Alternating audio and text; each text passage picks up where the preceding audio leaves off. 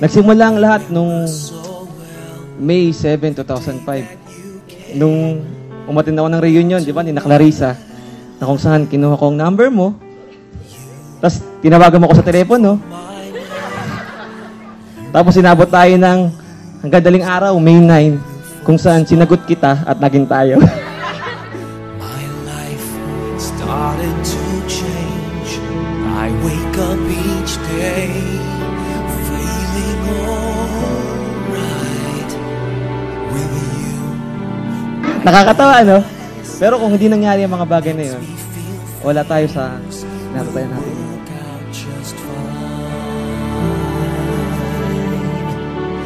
How did you know I needed someone like you in my life? That there was an empty space in my heart. You came at the right time in my life. I never forget how you brought the sun to shine in my life and took all the worries and fears that I had.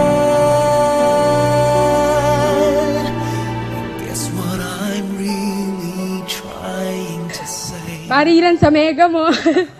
Muntik ng masagasaan, umulan, nag-brown out na hindi naman po usual. You have all the reasons to leave me. Pero until this time, nandyan ka sa harap ko. Saying our vows. Pero minsan na akong nagkamali nung iniwan kita. Hindi na ako uulit.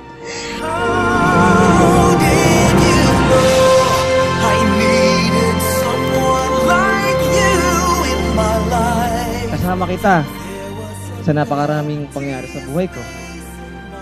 Mula sa pinakamasaya.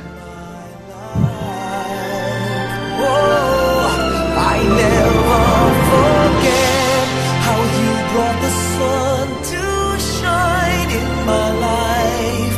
And Ikaw ang kaibigan ko, sandalan ko.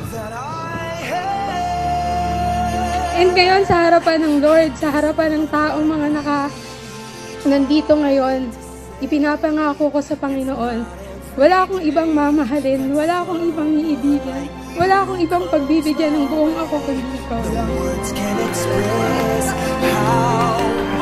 Ipinapangako ko at pinahayag ko na bilang magiging asawa mo, ikaw lang ang mamahalin ko habang ako'y nabubuhay.